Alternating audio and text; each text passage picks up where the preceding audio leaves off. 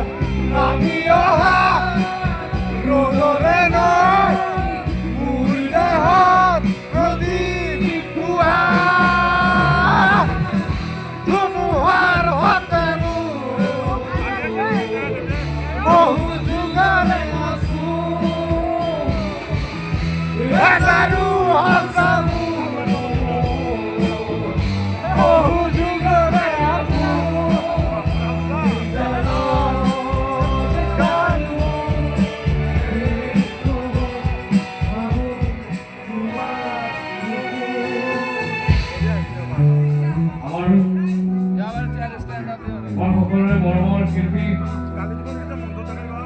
প্ৰাণৰ শিল্পী আমাৰ বিৰামন্ত্ৰী জুবিনদাৰ আটাই কি হ'ব ইয়াৰ পৰা